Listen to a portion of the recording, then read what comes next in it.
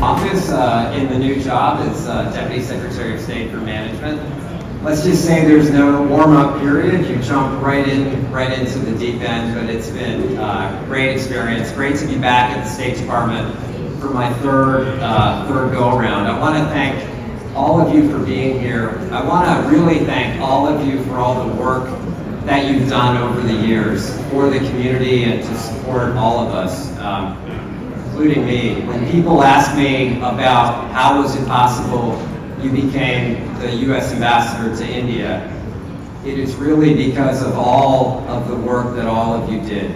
You all opened all these doors. You all supported our community. You all worked so hard and so really so hard at every turn. I have to also thank my parents who tell a great immigrant story about showing up in the United States in 1963. My dad tells me that story so many times of showing up with $14 and a bus ticket. Sometimes he's got $22, sometimes he's got $2. Yes. But he and my mom are why I'm here today. He turns 91 years old today, so today is his birthday.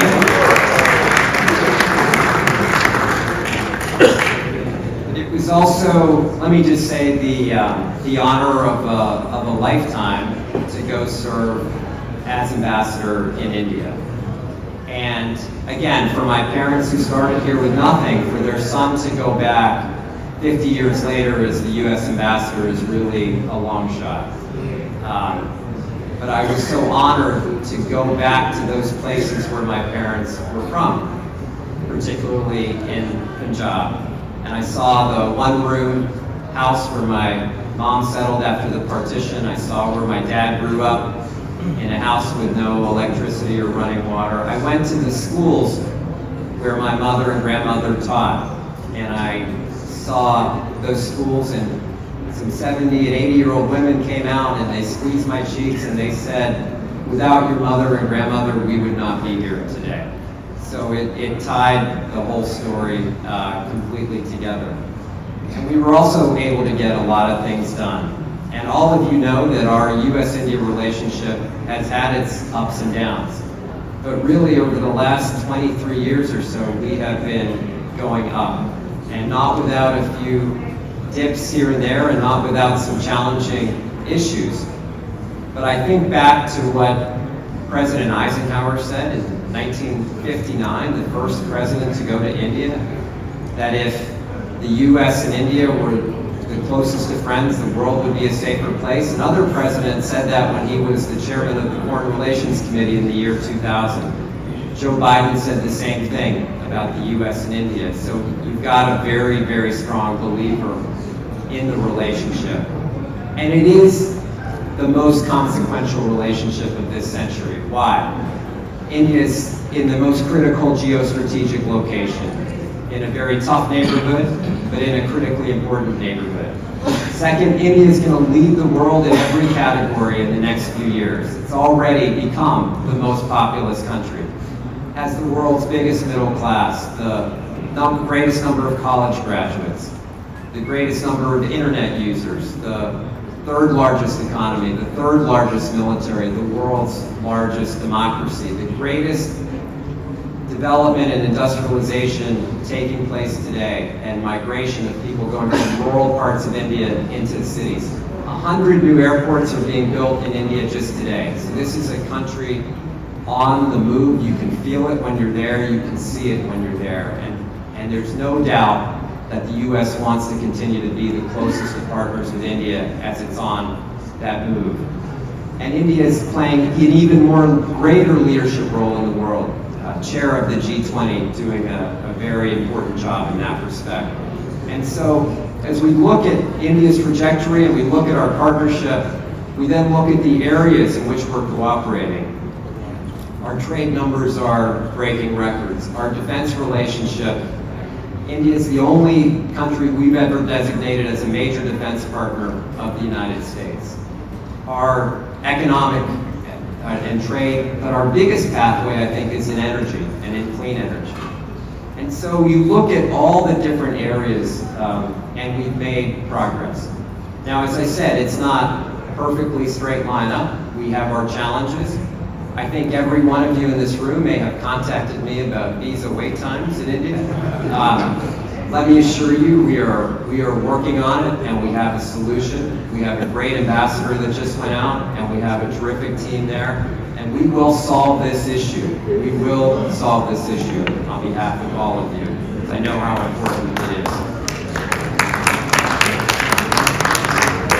But let me just mention, I think the issue that is most important to me, and I think is really the glue that holds this relationship together, and that is our people-to-people ties.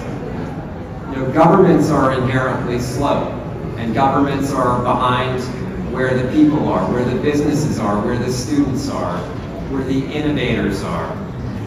And so we have to continue to support all those people who want to come here. We have to support all the connections that all of you have, and that's why the work that all of you have been doing is so critically important.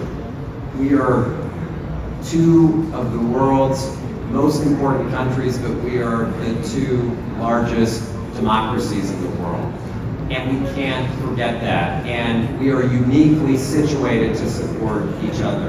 And so all of these dreams and aspirations that people have here, we have to support them, defend them, and defend their kind of social justice and their rights. I think I will just maybe close with this, the story of my mother, who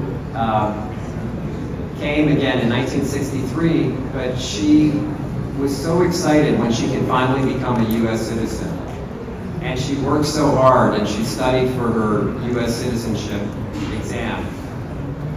And when she passed the exam, and when she was sworn in, she came home, and she took the small American flag that she was given at the ceremony, and she put it on the kitchen windowsill, right next to her Indian spices.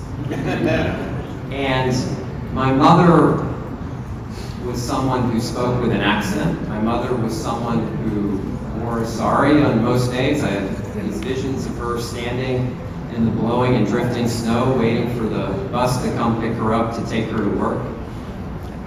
English was not her first language. My mother was Hindu, very proudly. But my mother was also a great American. My mother was a great American. And we cannot forget that's what this country is built on. The hard work of all of you, the hard work of my parents, people who come here and immigrate and are able to contribute not just to this country, but to the ties that go back and forth. So let's think about that in the months and weeks and years ahead, these individual stories.